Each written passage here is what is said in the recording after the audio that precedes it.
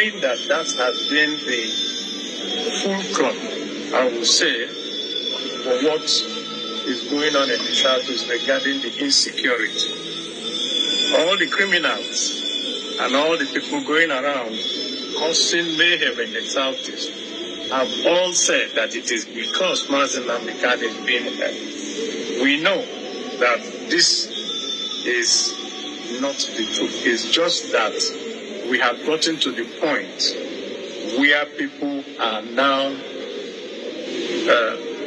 hijacking a legitimate call for his release and turning it into something that has led to deaths and destruction of properties and so many other undescribable mayhem that is going on in the Southeast.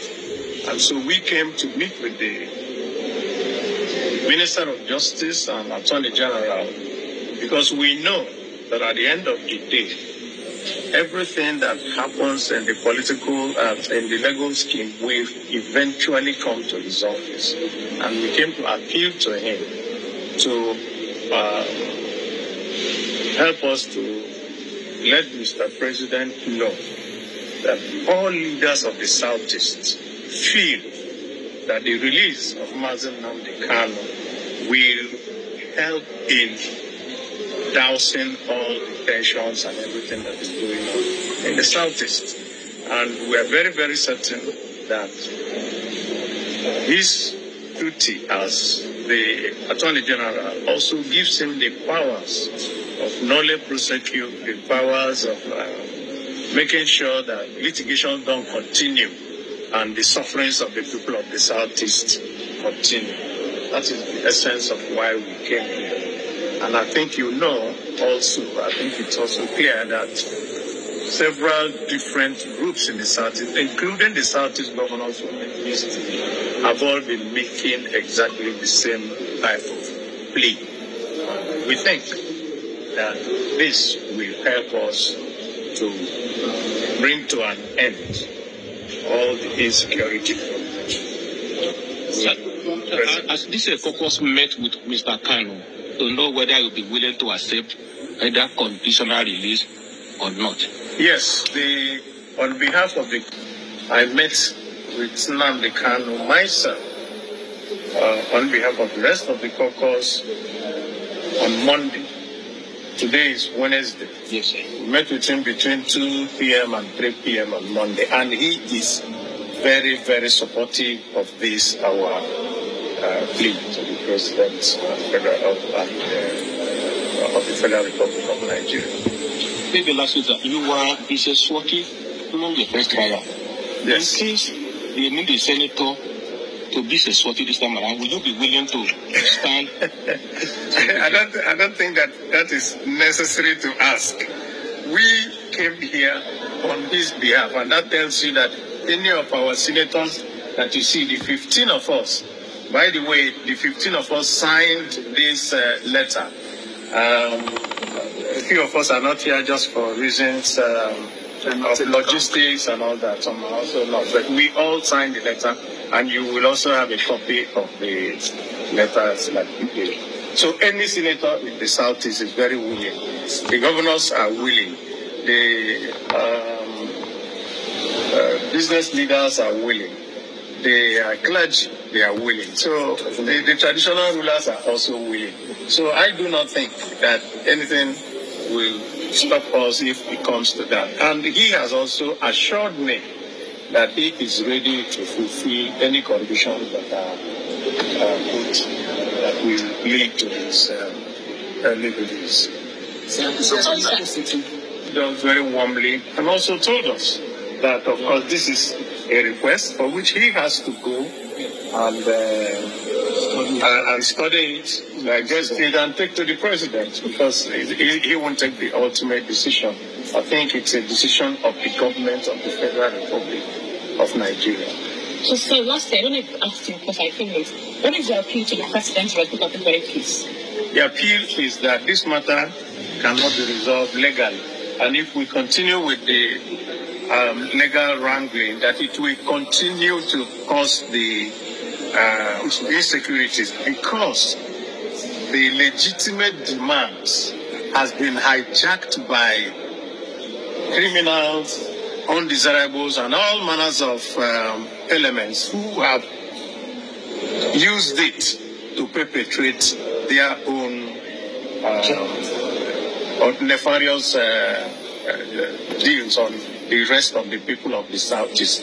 Nobody in the Southeast likes what is going on. People cannot go out of their houses on Mondays. People are maimed and killed and all that. And some people are roaming around, killing even security men in the name of looking for the release of Nnamdi Kanu. Nnamdi Kanu himself also confirmed to me last Monday that he never made any request of that nature that anybody should go and kill people. In fact, he was very pained that the Southeast is suffering because of this. And he assured me that when the day is out, is also the day that they will now know those who are legitimate agitators and those who are criminals.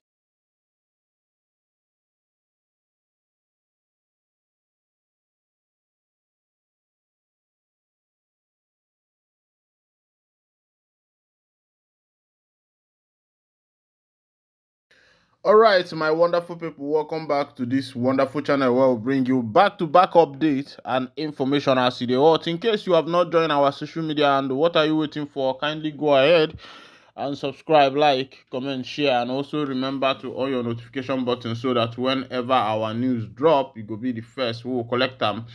All right, let's go down to the news proper as you watch. You don't share for the Obudo. I go to bring you the information one by one. Before I go to bring you the things where they happen for the Imo Bodo of Biafra, make I bring you the recent development in India, where one for Biafra bagged 25 years jail term in India, and I want to use this ample opportunity to tell Umu Igbo.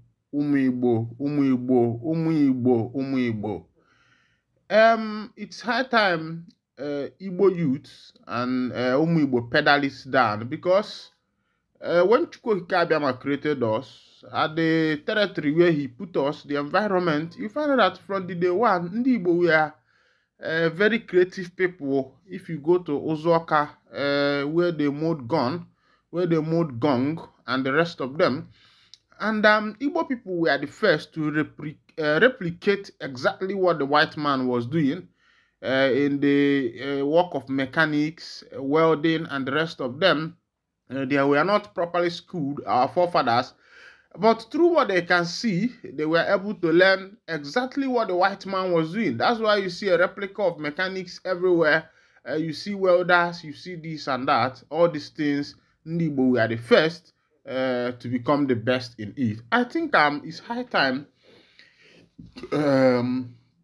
that the government of Biafra start thinking towards, I don't know if they are thinking towards that, how to make education more practical when this freedom is found. Open and water this freedom. Let the Biafra nation do their educational system to be practical. That's one of the advice I will be giving to the Prime Minister of the Biafra Republic government in exile.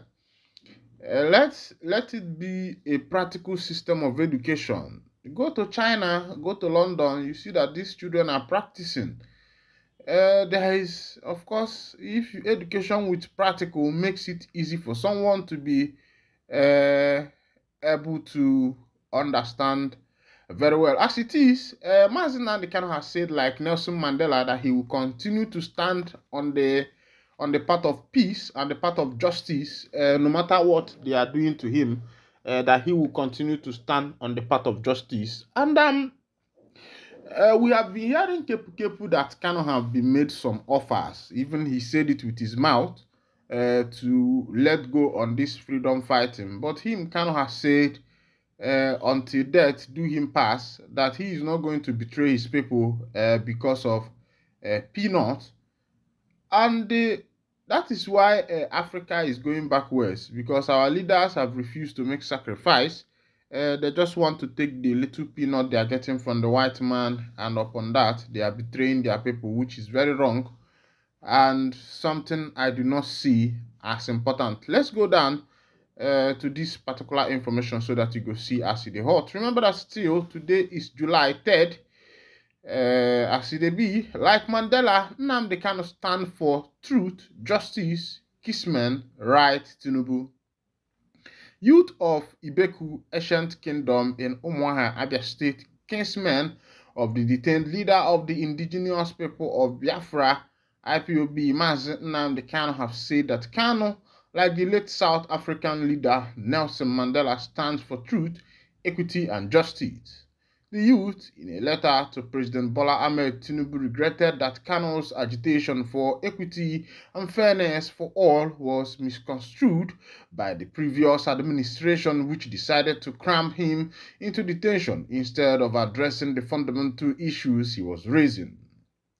Identifying his continued detention despite previous court orders for his unconditional release as the major cause of tension and insecurity in the southeast.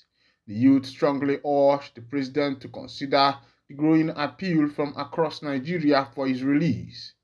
Earlier, in a communique after an emergency meeting Tuesday evening at their national secretariat, Iseke Ibeku, the youth argued that Kanu was not a terrorist but only worried by the perennial injustice against his people and was crying for equity.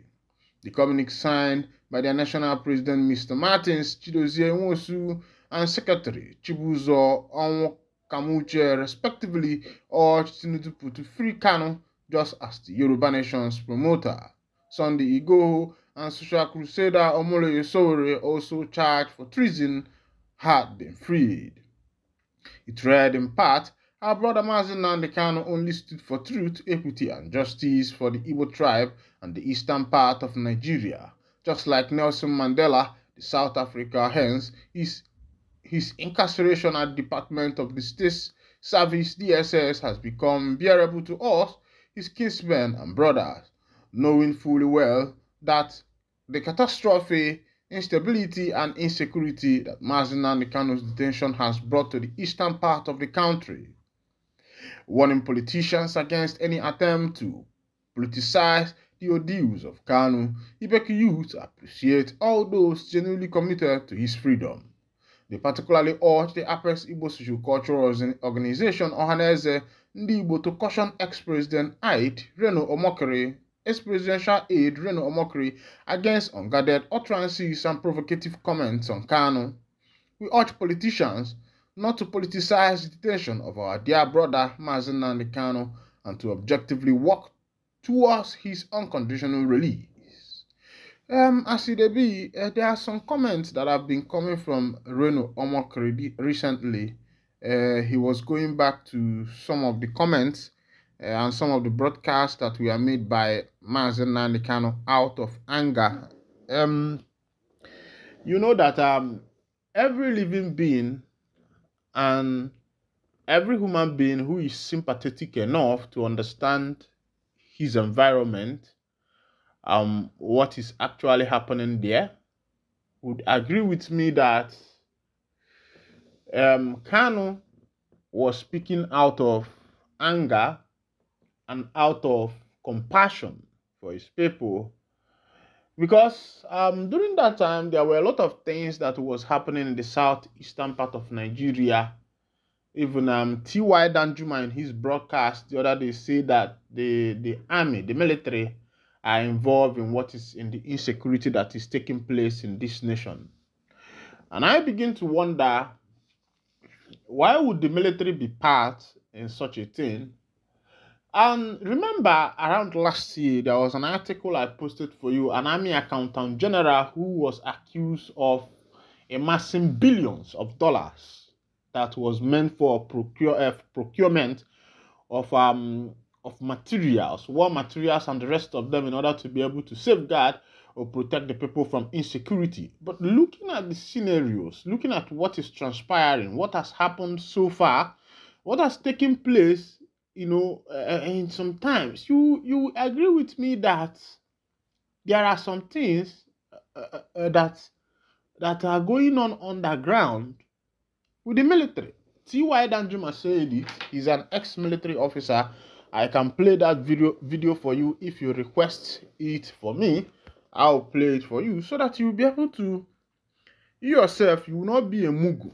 You will not be a mumu on what is actually happening on this nation. You find that the people who are doing what they are doing actually know what they are doing. It's not as if somebody is telling them to do it, but they actually know what they are doing. But in the bias again, omakwa walo, kabalo, malongye.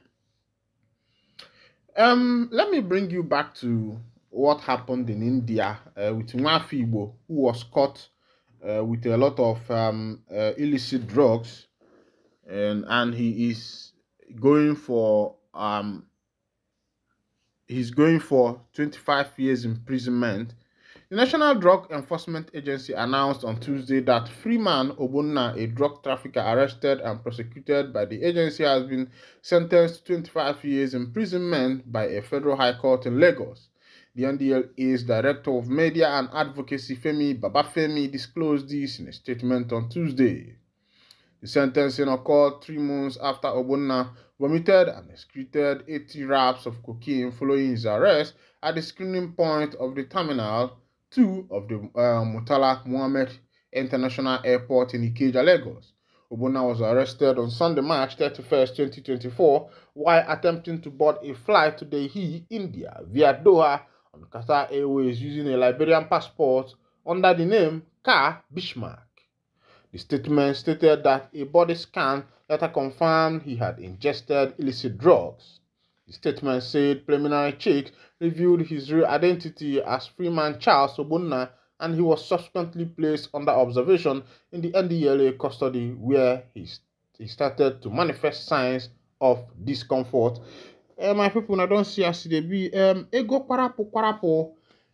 You get this music of Osankwa we say na onye ụgwọ nwa ya na-ezulu ọrụ ọ na-abụzi over time nya ga-ezulu nya bụ onye nwena sị ndewo nu na here I go to wind down the curtain. And if this is your first time of joining us on this wonderful channel, kindly go ahead, subscribe, like, comment, share, and also remember to on your notification button so that whenever our news is dropping, you could be the first to collect them. Thank you for listening. God bless you plenty.